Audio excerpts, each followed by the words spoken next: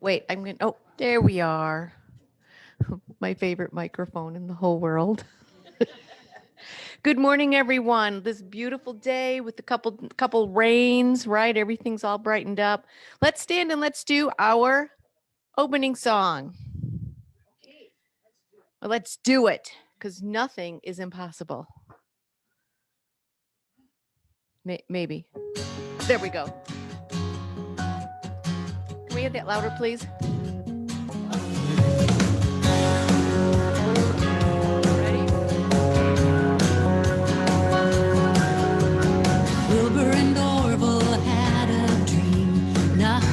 Impossible.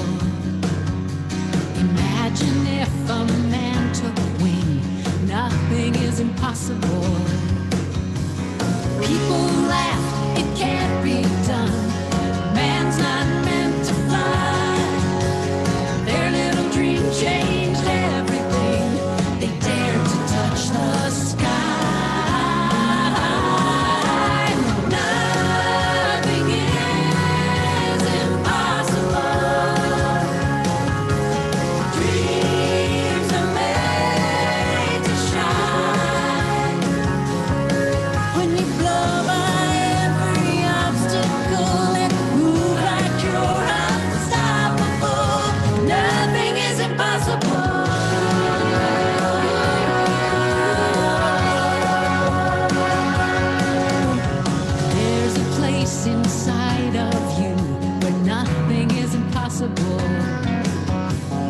Oh, the great things you will do, 'cause nothing is impossible.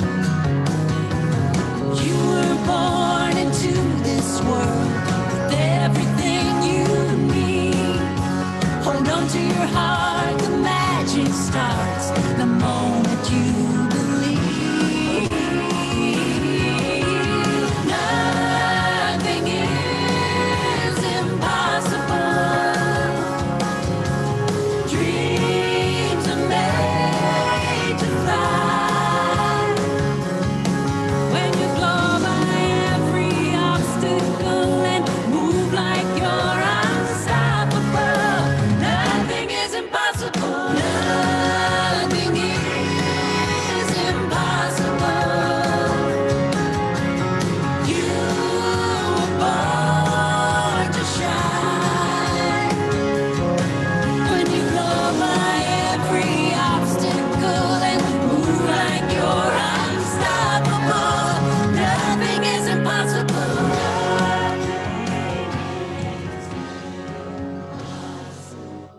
Thank you, Kathy. And so good to see our friends. Wonderful to see you all around us. Great to have you here today.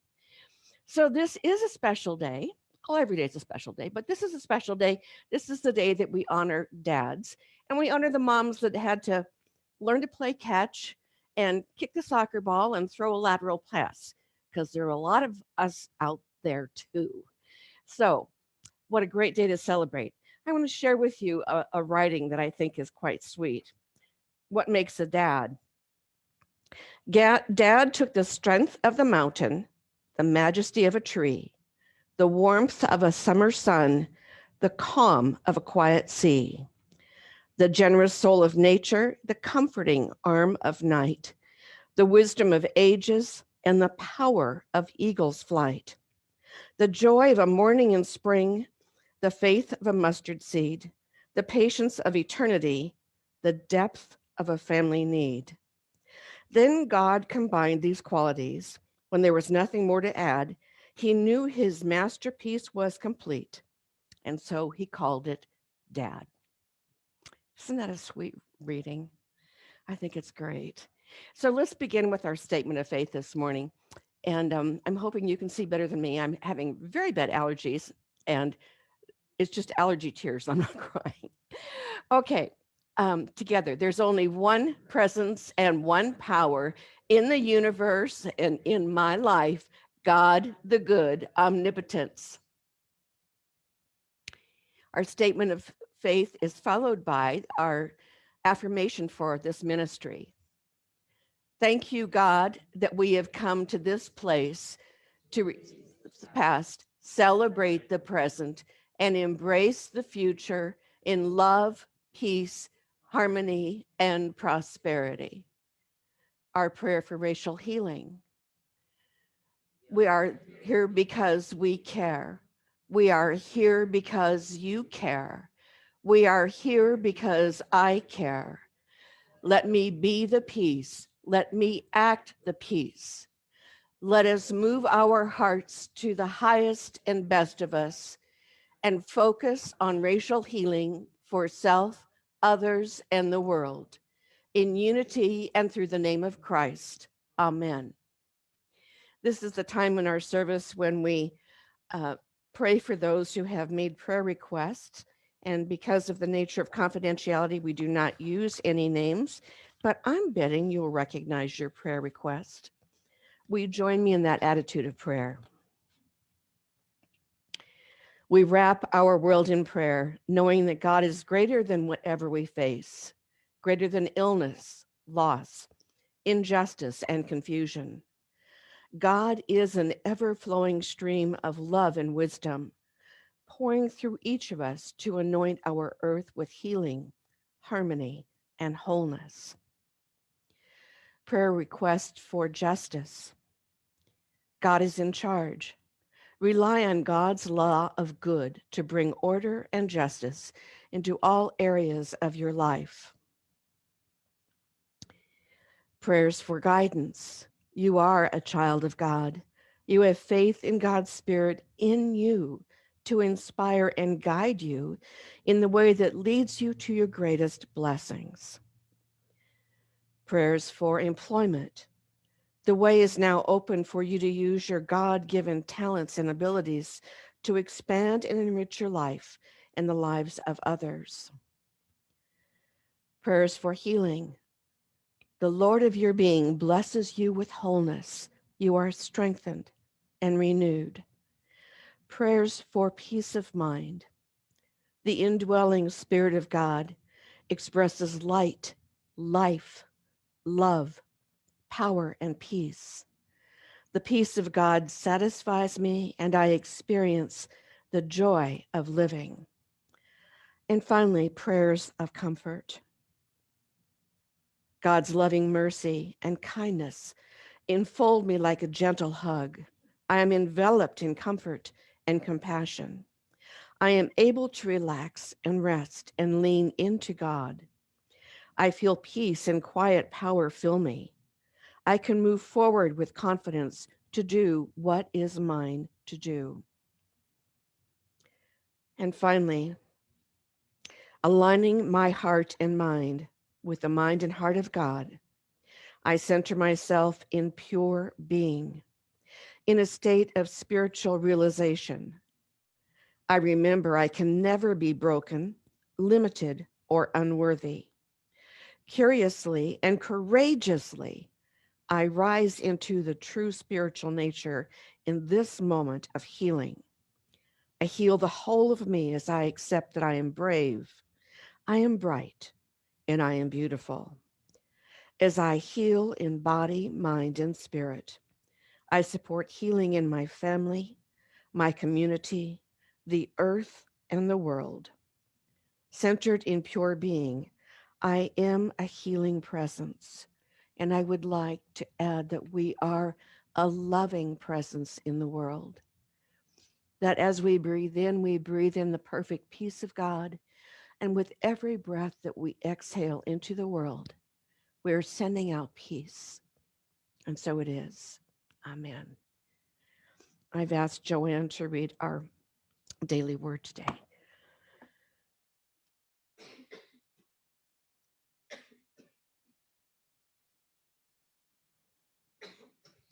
Good morning. Good morning. The message for today is about Father's love. I give thanks for my Father and all expressions of fatherly love. I treasure my childhood memories of feeling safe when my father or father figure in my life was nearby. I remember my father's encouragement as I was learning to ride a bike as we explored the wonders of nature together and as he taught me to use money wisely. Even when I made youthful mistakes, my father's sometimes stern but always wise judgment helped me find the way back to my right path. I give thanks for both the sacred human and the unfolding expressions of God within my Father and everyone who has blessed me with fatherly love. Today, I pray for my father and for all fathers, affirming for each of them growing wisdom, understanding, and willingness to nurture others with a father's encouraging love. And from John chapter 15, verse 9, it says, "As the Father has loved me, so I have loved you. Abide in my love." I'd also like to add, I know that there are many who never experienced this, and we pray that for those who are still seeking for a father figure or father's love, that they still find it in their lives no matter how old they are. Thank you for that. Yeah. We're going to be treated to some music from Kevin.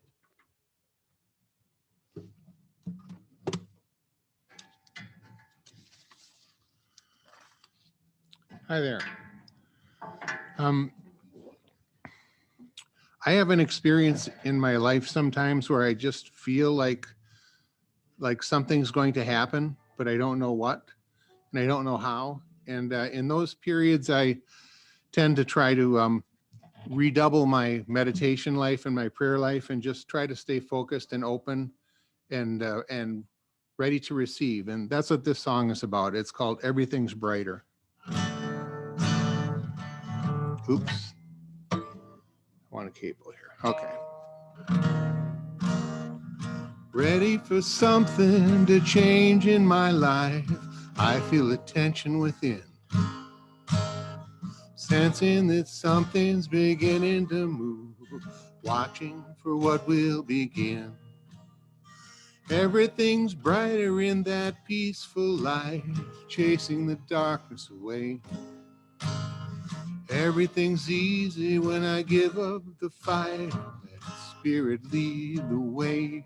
Everything's brighter in that calm daylight, waiting for peace.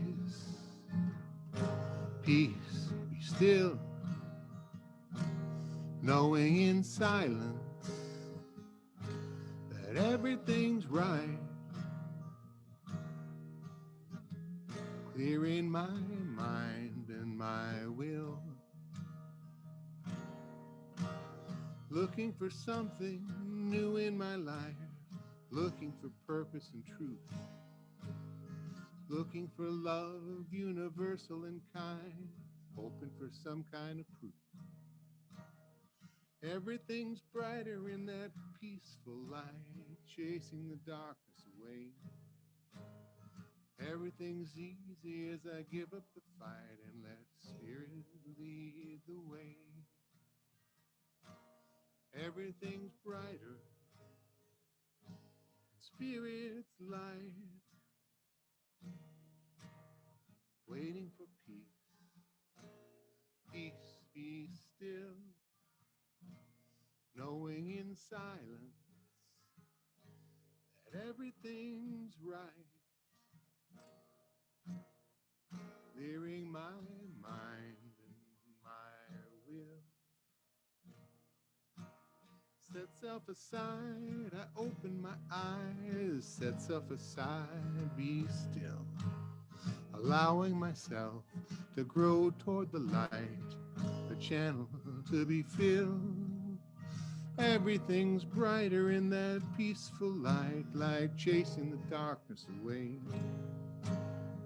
Everything's easy, give up the fight and let Spirit lead the way. Oh, thank Thank you, you. Kevin.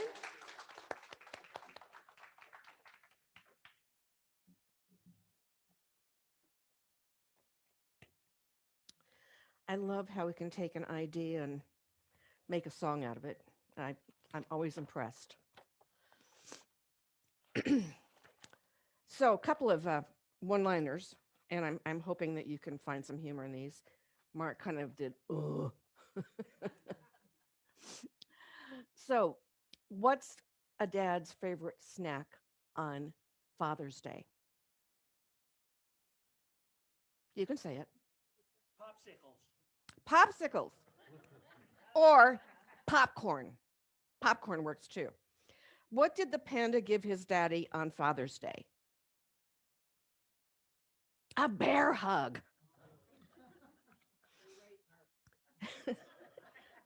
And how did the panda open his Father's Day card? With his bare hands. Why did the dad want to go fishing on Father's Day? Because he was hooked. Why do dads who like golf get extra pairs of socks on Father's Day? Right on. And finally, what can you give a dad for Father's Day that he'll absolutely love and it costs nothing at all? A hug is good, but how about a long nap? I think that works even better. So getting over it. I'm reminded of a Unity member from the church that I used to serve. Her name was June Suzuki. And June Suzuki was this incredible being of light. And if you know very many Japanese people, you know that they're very fine-boned generally and slight of build. June defied all of that. But she had so much mom energy that people within our community kind of looked at her as like a mom figure, and they would go to her with their questions or things that you want to talk to your mom about. And she was always right there. In fact, she was the drummer in our house band for quite a number of years. She's passed to the other side several years ago, but one of the things that I loved about her, and at first it kind of took me by surprise, is that she had a saying, and she could say it no matter what, to no matter who, when she thought it was appropriate. So if somebody was just kind of ragging on something, or somebody was in a bad mood, or she thought somebody had carried something a little bit too long, she'd say, look them straight in the eye, and she'd say, get over it. And then she'd kind of wink and grin and move on. But you know, she had a lot of truth in her. Get over it. We know that life can be difficult. There's no question about that. There are all kinds of challenges in life, and there are some things that we have no control over. In fact, there's a lot of things that we have no control over. But one of the things we always have control over is our choice in how we're going to respond, our choice in how we're going to react. So learning to deal with it, learning to get over it, not hold on to it, because whatever we hold on to actually holds us back. And I'm reminded of that old legend of the two monks who left their monastery early in the morning and had a very long full day's walk ahead of them to another monastery. And whilst it was still morning, they came across a fast-moving stream, almost a river. And there was a woman sitting by the side of the river sobbing. And the first monk absolutely ignored her, and the second monk felt compassion for her. Now, the thing is, these monks in their monastic order had taken a vow of celibacy, but also there was an added line that said never to make contact with a woman. But the second monk felt sorry for her because she was afraid of the water. She couldn't swim. And so he picked her up and walked her across the water and put her down on the other side. The other monk had already started walking without him, and so he had to hurry to catch up. And they walked for several more hours. And the compassionate monk noticed that the first one was really grumpy. I mean, he was agitated and irritated and brusque. And finally, he said, "Brother, why are you so upset?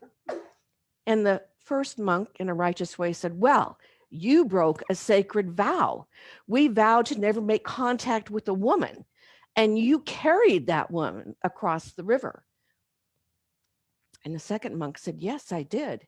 I carried her across the river and I set her down. But you've been carrying her all the rest of the day. Don't you think it's time to set her down? I carried her across the river, but you've been carrying her all day long. Or you've been carrying it. Isn't it time to set it down? To set it down.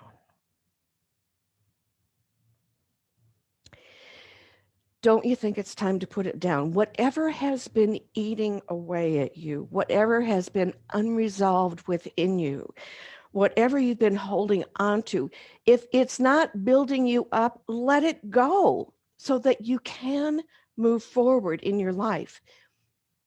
The only way you can do that is to put it down, to put it down.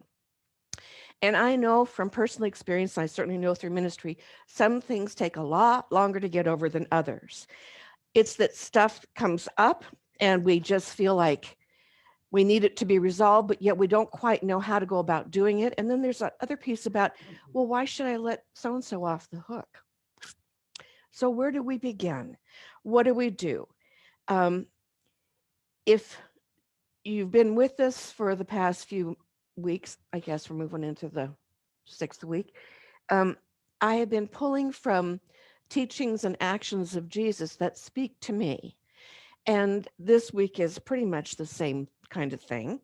Although in unity, we don't perceive Jesus in the same way that mainstream Christianity does. We see Jesus as our master teacher, our elder brother, our way shower.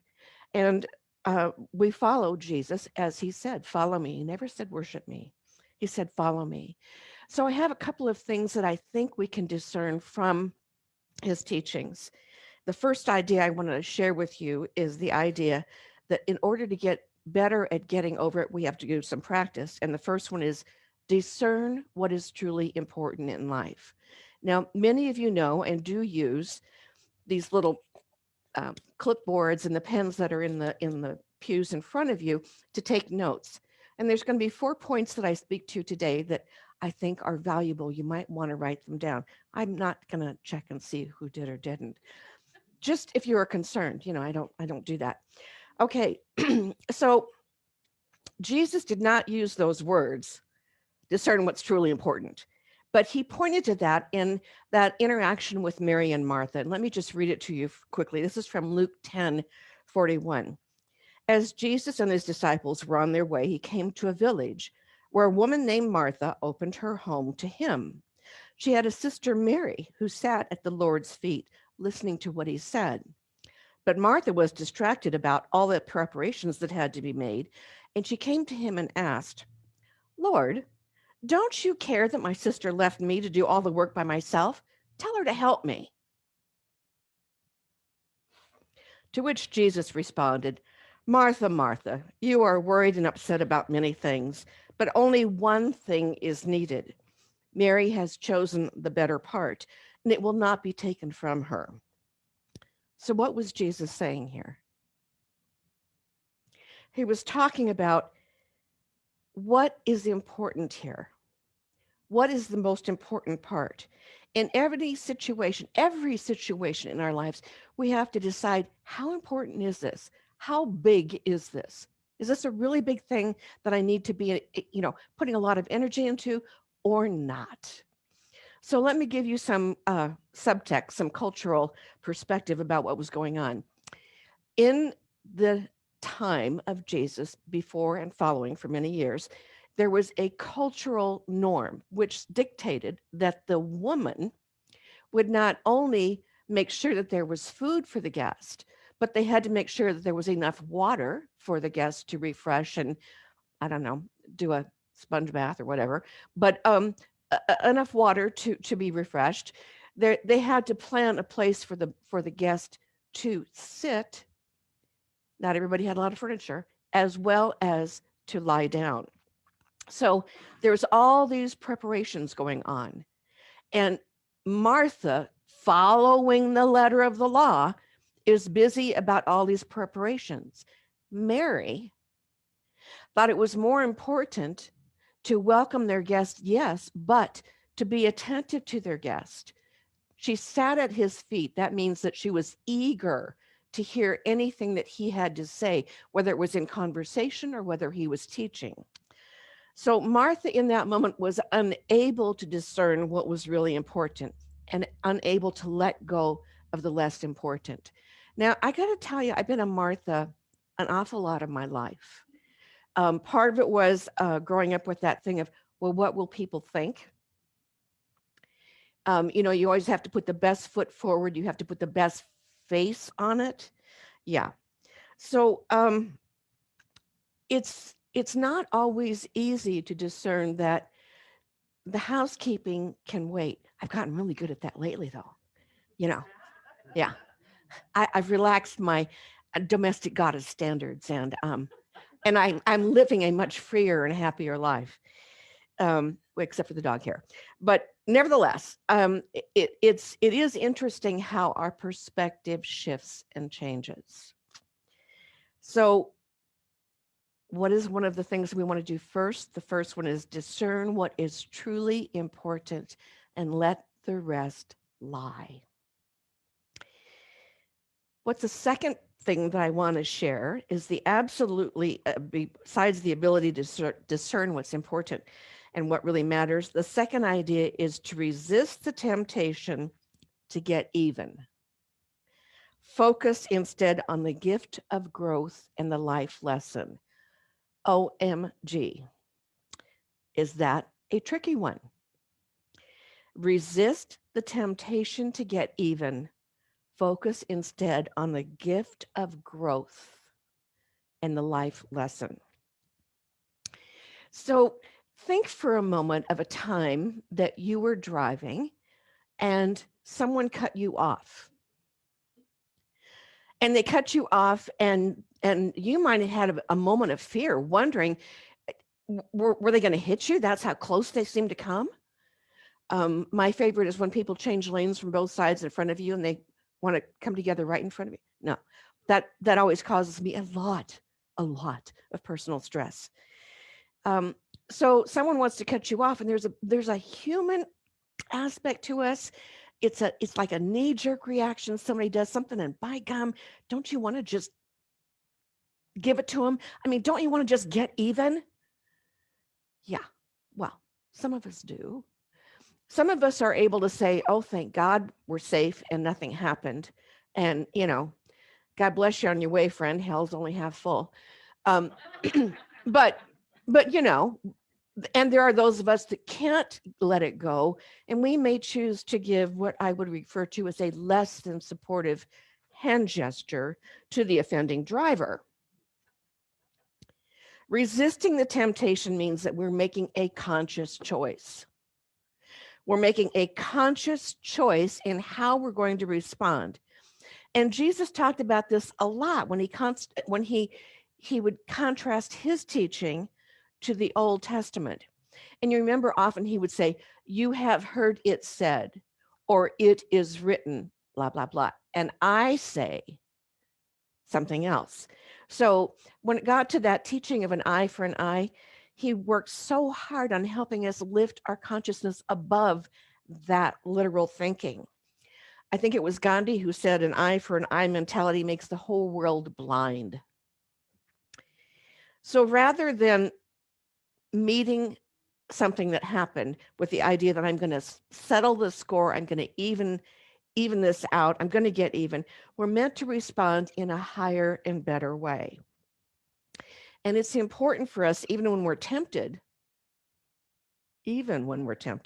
underline, to try to catch ourselves in the minute and say, is this really a big deal, or am I making it a big deal? Is this really a big thing, or am I just blowing it out of proportion? And, it's a great thing when we can take that little step back and allow our observer self to look and say, well, wait a minute here. And the great overall picture 10 years from now, who's going to know or care? You know, what is it? But if you're feeling I want to even that score, by golly, I'm going to make sure that that driver knows just how rude he was and whatever the situation might be. If we could get ourselves to the point of stepping back and asking ourselves kind of a reflective question, saying to myself, if someone I really admired was in this situation, how would they respond? How would they respond? If someone that I really admire just had to go through this like right now, like I just did, what would they be doing? How would they do it? Fundamental Christians say, WWJD, what would Jesus do? Well, it's hard for me to even go there because times are so different. I mean, he didn't have to deal with traffic, the kind we do. However, the point is that there are always situations that come up. So, I mean, I think about it and I think, well, who do I really admire? How would Eleanor Roosevelt, she was one of my sheroes, how would Eleanor Roosevelt react in this? Then and then there's another part of my mind that goes, well, yeah, well, she had chauffeurs and drivers and, she didn't even have to think about it. But the point is, I can talk myself into a ditch real easy. So getting over it, the third point is getting over it means that we come from that which is highest and best in us rather than that which is not, our lower self. We all have both. We have that which is noble and kind and loving and discerning and generous and bright. And then we have that other side that's not so much. In our youth education program, we teach it through a book. In fact, I was almost going to get the book out, called The Big Me and the Little Me. And the big me is the person who is kind and loving and generous and thoughtful. And the little me is the person who wants all of the toys for myself, who doesn't want to share, who comes from a place of fear. That's really what motivates them. It's not, what is greed? It's fear of not having enough.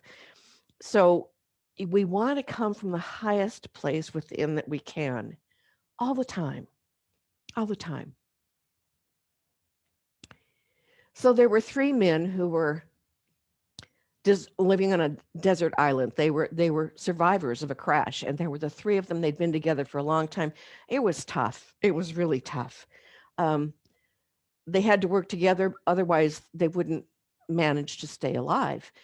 And so one day a bottle rolls up on the beach, and sure enough, they take the bottle and they pull the cork out, and out comes a genie.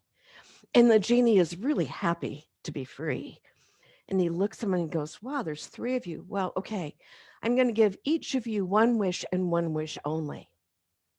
So the first guy said, I really miss my wife and kids. I really want to be home with my wife and kids.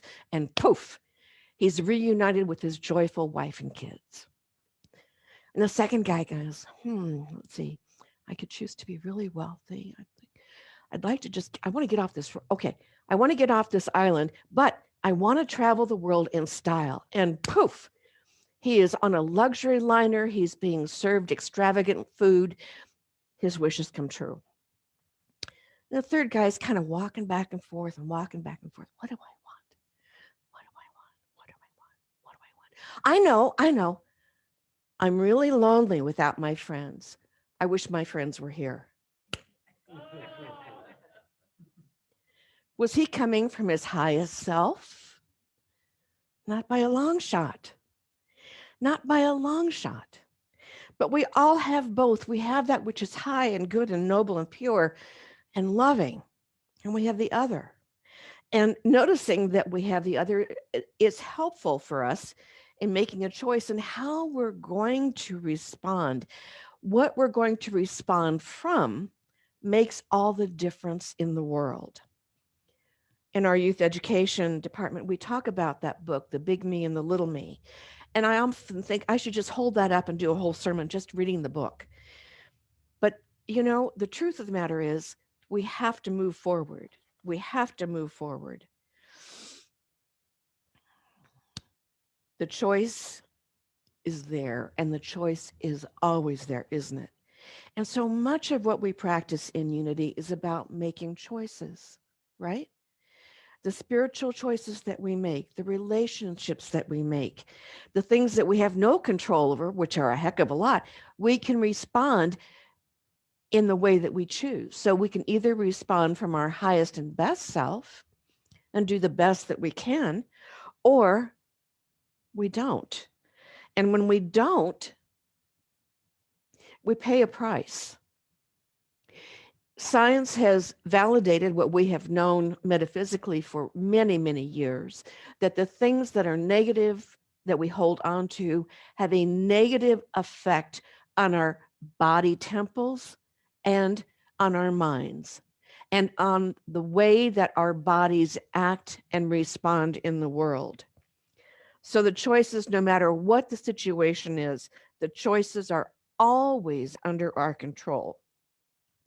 The idea is that we want to come from where it's highest and best of us all the time. Doesn't always happen, but that is our ultimate goal. We sometimes refer to it as coming from the Christ nature, coming from the God nature.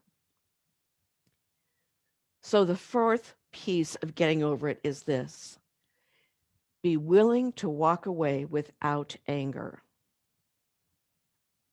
Be willing to walk away without anger. And I used this example recently, but it works so perfectly in this part of the lesson. You know, we've talked about the fact that Jesus was quite radical for his day. He wasn't about teaching religion. He wasn't about converting people. I believe Jesus is the ultimate teacher of consciousness. He was teaching us about growing a consciousness to live a better, happier, easier, more peaceful life. It had nothing to do with religion. But because of the fact that he said, you've heard it said, but I say, needless to say, he ticked off the religious hierarchy of his day. And they basically wanted to do away with him. They wanted him gone.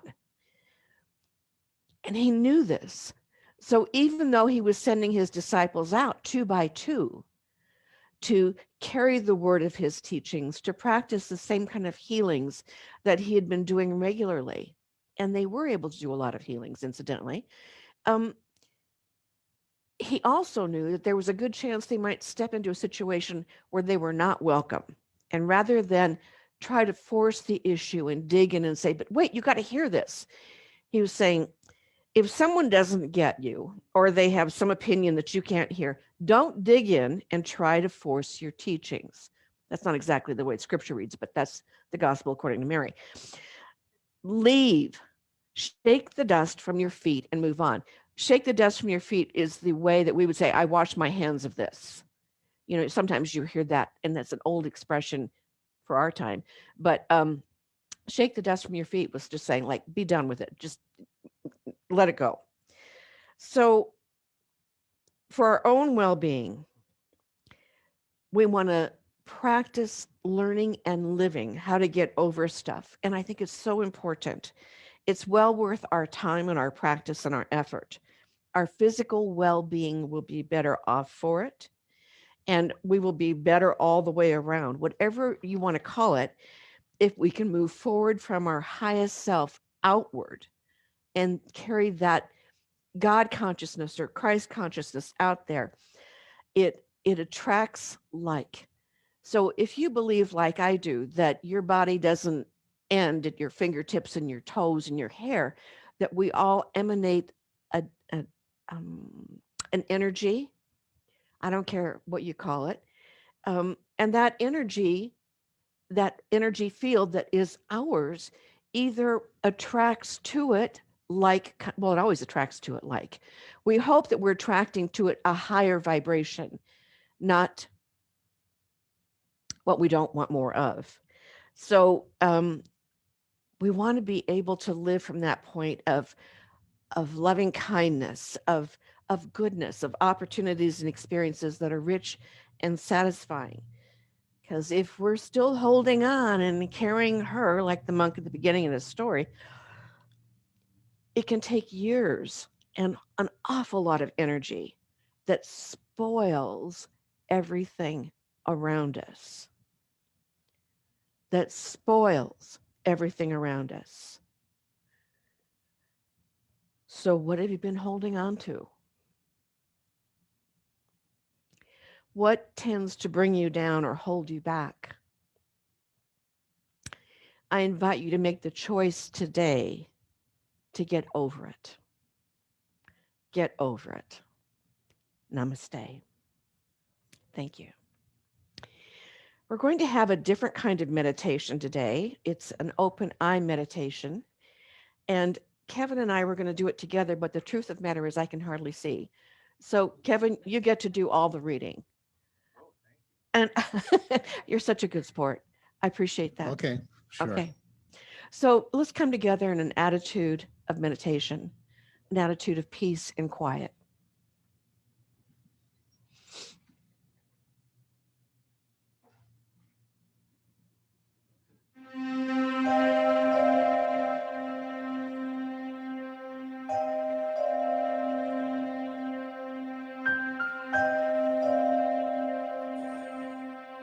Interview with God.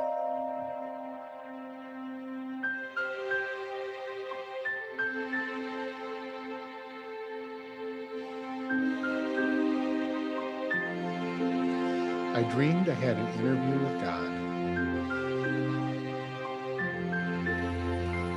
So you would like to interview me? God asked.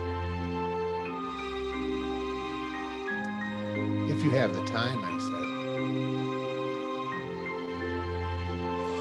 My time is eternity. What questions do you have in mind for me? What surprises you most about humankind? God answered that they get bored with childhood, they rush to grow up and then long to be children again. That they lose their health to make money and then lose their money to restore their health.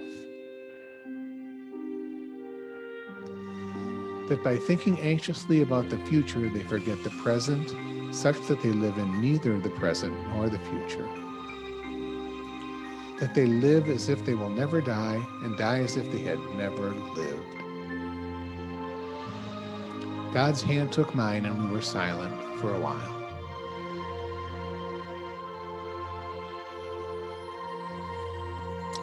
I asked, as a parent, what are some of life's lessons that you want your children to learn? God replied with a smile. To learn that it is not good to compare themselves to others. To learn they cannot make anyone love them. What they can do is let themselves be loved. To learn that a rich person is not one who has the most, but one who needs the least. To learn that it only takes a few seconds to open profound wounds in persons we love, and it takes many years to heal them. To learn to forgive by practicing forgiveness. To learn that there are persons who dearly love them, but simply do not know how to express or show their feelings. To learn that two people can look at the same thing and see it differently. To learn that it is not always enough that they be forgiven by others, but they must forgive themselves. Thank you for your time, I said humbly. Is there anything else you would like your children to know? To learn that I am here, always.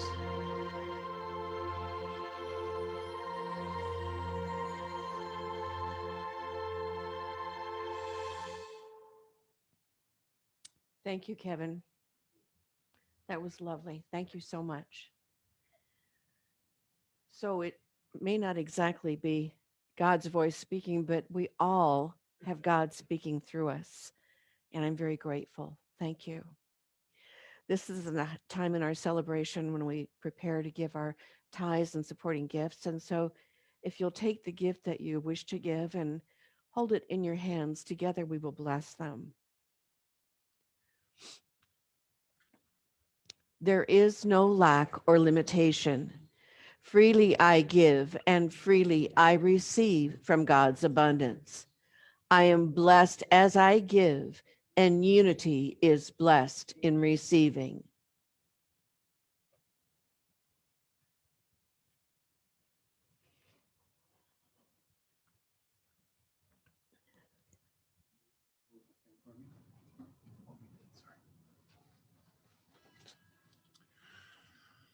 Okay.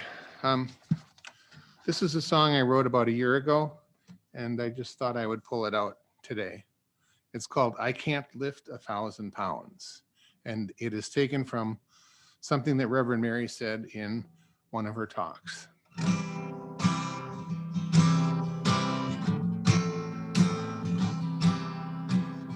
I can't lift 1,000 pounds. That's preposterous. But if I lift a pound each time, I'll get there soon enough. And I might be a long, long way from the man I want to be. But if I take a step today, I'll arrive eventually. If I don't give up and I don't give in, today's the day we're all called to begin.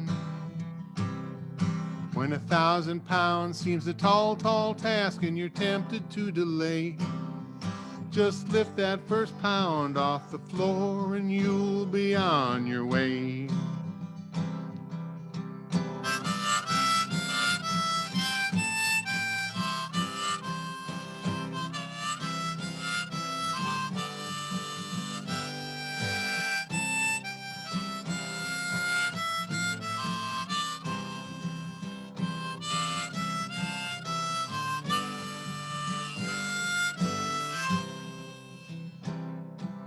I can't lift 1,000 pounds, I guess you know that's true. But if we work together, I'll succeed with all of you.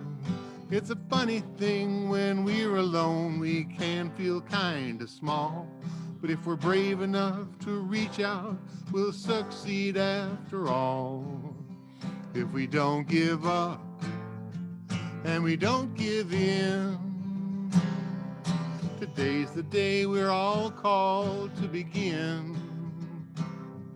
If 1,000 pounds seems a tall, tall task and you're tempted to delay, just lift that first pound off the floor and you'll be on your way.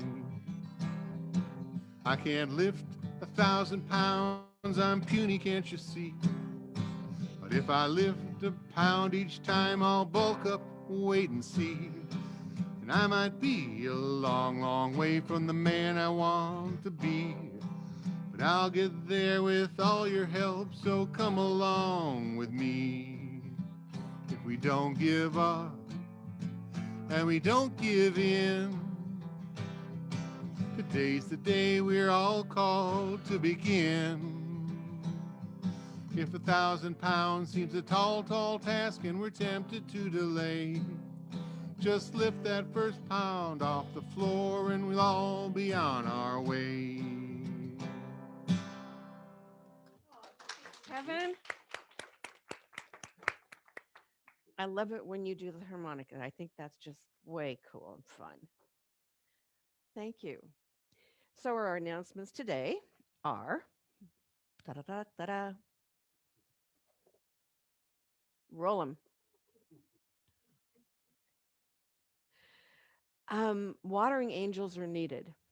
So this is an opportunity for you to have a meditative experience, about 2 hours, one day a week, just watering. And it's quiet, and it's amazing how many people you get to interact with, how many people come through our campus daily. Sid's our head watering angel, and you can speak with Sid or speak with me. If you have 2 hours that you could give one day a week, that would be huge. Thank you so much.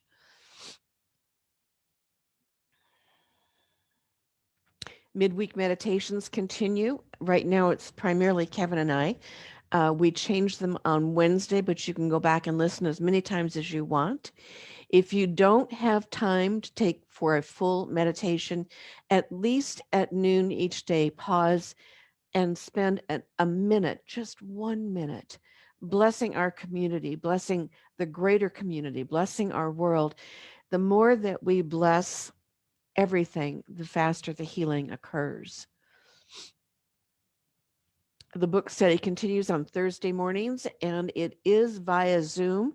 The book is quite intense. If you are interested in joining the group, please see me, or you could talk to Kevin, because it's we need to get your email address to get you an invitation into the Zoom class. Following the class is the Silent Unity Healing Prayer. That's at 11 o'clock in the morning. And if you're not able to tune in for that, call us and give us your prayer request. A Course in Miracles meets every Sunday at 11:45. A Course in Miracles uses miracle-minded thinking to focus on priorities and forgiveness of love and so forth. And I can't read it. So anyway, our facilitator is Joanne Bauman, who read the daily word today. Love in Action is our capital campaign that we give gifts when we have something big going on. And we are inviting people to be part of our centennial celebration that's coming up in October.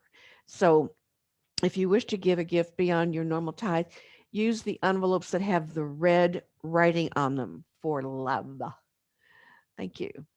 Dr. VJ returns the last weekend in July. So he gets here Friday really, really late. It's like a 14-hour drive.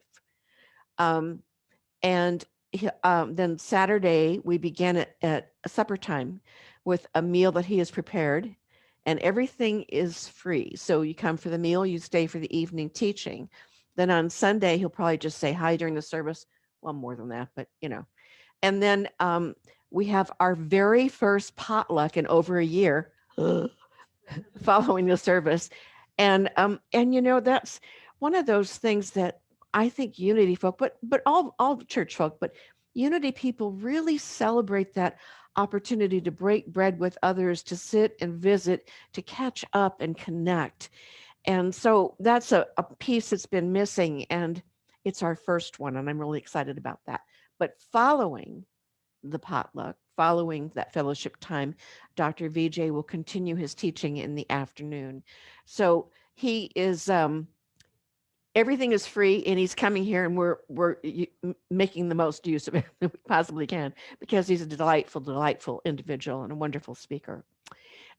There is a course that is being offered through Unity on the 12 powers. It's a 6-month self-guided class. And you can see the information here, but it's also in the newsletter if you get the email newsletter. So take time to read that if you're interested. And it's an opportunity to learn and grow with a lot of people from all around the world, with some great teachers. And then half of what you paid to join the course is then given back to our ministry. So that's a little incentive. That's a nice thing. Thank you. Let's prepare to stand. And are we singing today? Do we have music? No. We're going to speak the words to the America.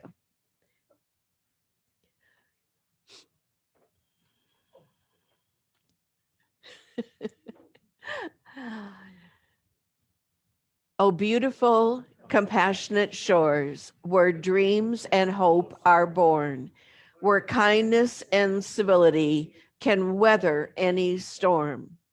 America, America, God heal this great divide. Let fear release, rekindle peace, till all our hearts unite. You and me, from sea to shining sea. And our peace song we are going to sing. Peace